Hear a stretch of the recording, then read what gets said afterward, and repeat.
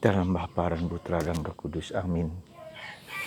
Allah Bapa di surga, Engkau sungguh murah hati kepada kami. Engkau memberikan segala-galanya kepada kami. Terutama pemberian Putramu Yesus, pemberian Roh Kudus, Bunda Maria, Santo Yosef, para malaikat. Dan begitu banyak karunia lain yang tanpa kami sadari. Tentu kami bersyukur atas kemurahan hati-Mu yang tak terhingga itu. Supaya kami dapat sampai kepadamu dengan selamat. Terpujilah nama-Mu kini dan sepanjang segala masa. Amin. Para saudaraku terkasih dalam Kristus, ada satu hal yang penting dalam kehidupan rohani kita, bahkan dalam kehidupan seluruh kehidupan kita. Apa yang kita sebut dengan higher consciousness. Kesadaran yang lebih tinggi, kesadaran yang lebih dalam akan realitas kehidupanku, akan karya Tuhan, akan kehendak Tuhan, akan keselamatan. Kalau Anda perhatikan dengan pandemi ini yang sudah hampir setahun lebih, bahkan hampir 2 tahun ini, sebetulnya mengajak kita untuk menyadari banyak hal yang sungguh kita sadari. Pada mulanya kita tahu kita sulit sekali memakai prokes, masker, cuci tangan. Tapi lama-lama orang menjadi terbiasa, menjadi sadar kembali bahwa sangat berbahaya untuk mengabaikan protokol kesehatan. Kesadaran. Dan pandemi ini juga sebetulnya mengajak kita untuk juga sadar, harus sadar sungguh-sungguh bahwa musuh kita itu tidak kita lihat, tidak kita rasakan, ada di mana-mana. Dan hidup kita itu tidak tergantung berapa banyak kita punya harta, berapa banyak kita punya kekayaan, berapa banyak kita punya relasi, dan seterusnya. Tidak tergantung dari itu. Tapi tergantung dari Tuhan. Memang dalam masa pandemi ini orang kurang menyadari bahwa pandemi ini juga kita lihat sebagai suatu peristiwa iman. Tidak hanya sekedar soal kesehatan, soal kematian, soal obat. Tapi ini soal problem iman, pergulatan iman. Ya. Dan saya kira ini yang perlu kita sadari, ini kesadaran yang harus kita menyadari bahwa hidup kita sekali lagi tidak bergantung kepada sesuatu di luar diriku, di luar diri Allah. Nah, saudaraku terkasih dalam Kristus, Santa Teresa dari Avila mengajak kita untuk merenungkan apa yang dia alami sendiri. Ketika dia sudah berpuluh-puluh tahun menyadari bahwa hidup doanya tidak berkembang, tidak tumbuh seperti biasa, datar-datar saja. Dan itu juga yang kita alami selama hidup kita. Kita sebagai orang Katolik, kesadaran apa yang kita alami? Apakah hidup doaku bertumbuh, berkembang, mendalam? Atau biasa-biasa saja? Mungkin juga begitu biasa-biasa saja, tidak ada sesuatu yang istimewa. Dan itu suatu pertanyaan yang harus kita jawab. Mengapa demikian? Dan Teresa menemukan jawaban. Yaitu apa? Jawabannya adalah karena dia tidak cukup membuat refleksi. Dan refleksi itulah yang akhirnya menimbulkan kesadaran. Kesadaran apa? Kesadaran akan kehadiran Tuhan dalam hidupnya. Kesadaran bahwa Tuhan telah merencanakan hidupnya dan memanggil hidupnya untuk menjadi membiara, dan bagaimana Tuhan mau memakai dia untuk suatu karya yang lebih besar.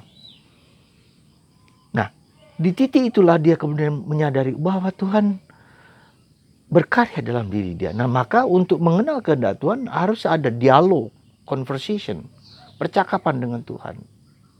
Ya. Dan itu yang membuat dia akhirnya mulai mengenal kehendak Tuhan dalam diri dia, mengenal apa yang Tuhan kehendaki.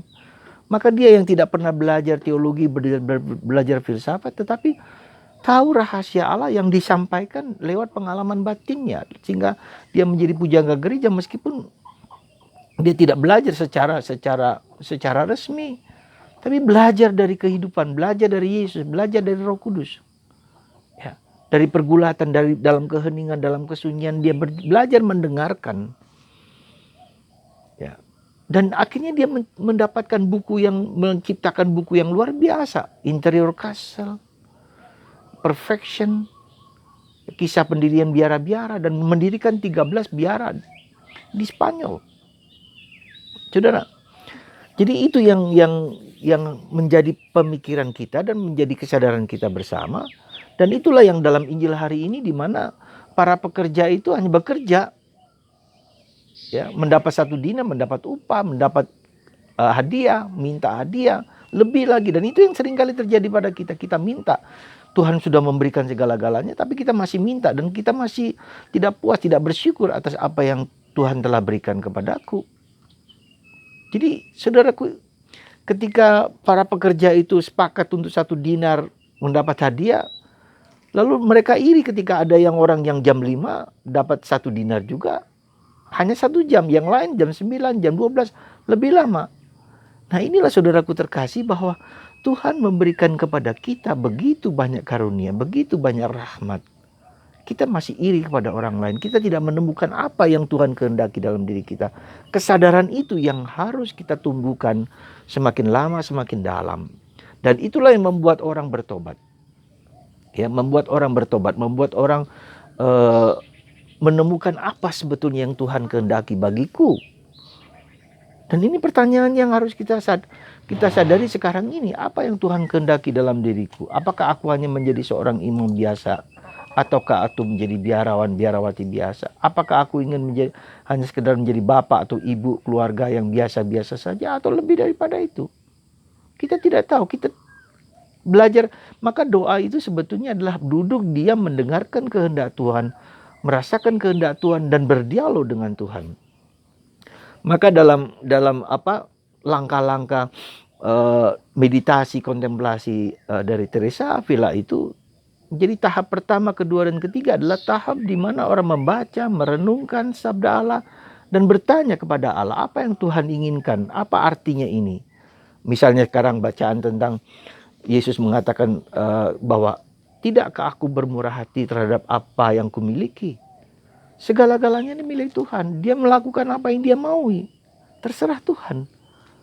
Nah ini, kalau itu terserah Tuhan, maka kita wajib untuk mengerti dan memahaminya. Dan ini mungkin bukan sesuatu yang gampang. Dan saya juga menyadari itu. Betapa sulitnya ketika saya berumur sekian masih bergulat di dalam mendengarkan, duduk diam di hadapan Tuhan dan berbicara, berdialog dengan Tuhan. Saya menjadi mengerti, ternyata ini kunci dari pertumbuhan perkembangan hidup rohani seseorang. Berdialog, bertanya, berkomunikasi, ya, menempatkan diri di mana saya di dalam seluruh sejarah kitab suci, ya. Lalu batinku dengan batin Allah berbicara, berdialog, mendengarkan apa yang menjadi kehendak Dia. Dan itu kunci dari kehidupan pertumbuhan perkembangan iman kita. Maka mengapa kita sebagai orang Katolik wajib untuk membaca dan merenungkan kitab suci? Wajib. Ya, bukan lagi sebagai sesuatu yang tambahan, seolah-olah hanya orang Kristen yang bisa membaca kitab suci. Tidak, kita. Ya, kita membaca dan membaca dan membaca dan merenungkan dan bertanya, apa arti maknanya sabda Allah hari ini? Tuhan bermurah hati, misalnya bacaan Injil. Apakah aku merasakan kemurahan hati Tuhan dalam hidupku? Ataukah aku hanya mengeluh dan mengeluh dan mengeluh? Apakah juga aku menerima kesakitanku yang seperti sekarang ini? Kemarin saya bercerita tentang seorang yang 50 tahun hanya di tempat tidur, yang tidak makan, tidak minum, dan tidak bisa makan, tidak bisa minum, tidak bisa tidur, hanya menerima tubuh Kristus selama hidup 50 tahun. Dan justru Tuhan sengaja menjadikan orang itu seperti itu supaya bersandar kepada Tuhan. Dan apa yang terjadi? Bayangkan, dengan ide-idenya dia mendirikan sekolah untuk khusus para wanita supaya mereka menyadari kehendak Tuhan. Dan banyak di banyak negara sekolah yang dia impi-impikan itu tumbuh.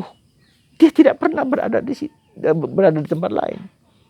Jadi Tuhan menggunakan kecacatannya, penderitaannya, dan kesulitannya dia tubuhnya seperti dihancurkan, dirembukkan supaya dia kosong, sungguh-sungguh kosong seperti Kristus, tetapi justru berbuah kepada dunia. Dan ini saya pikir sesuatu yang luar biasa. Ya. Nah, dengan pandemi ini juga kita harus belajar semakin masuk ke dalam kehendak Tuhan. Tuhan mau apa dengan hidupku? Bergulat, jatuh dan bangun. Apa makna hidupku? Ataukah aku sekedar menjalankan semua menjadi orang Katolik? Ya silakan, pilihan Anda masing-masing. Maka saya hanya menganjurkan untuk belajar duduk diam, untuk menghening, untuk membaca kitab suci, dan bertanya, Tuhan mau apa dengan hidupku? Semoga Anda dan saya, dan kita semua, semakin mendengarkan kehendak Tuhan, semakin merasakan Yesus, di manakah aku dalam rencana hidup yang kau berikan kepadaku? Apakah aku hanya sekedar minta gaji, honor, ya, atau meminta sesuatu daripadamu padahal engkau telah memberikan segala-galanya? Semoga mata batin kita dibuka oleh rahmat Roh Kudus, terutama pada masa pandemi ini. Tuhan memberkati Anda segala sesuatu supaya mata hati kita dibuka oleh kasih Tuhan yang agung. Dia memberikan segala-galanya, dia murah hati kepada kita. Tanpa kita minta pun dia memberikan. Tuhan memberkati Anda semua dan kita semua dengan kasih karunia yang melimpah dalam nama Bapa dan Putra dan Roh Kudus. Amin.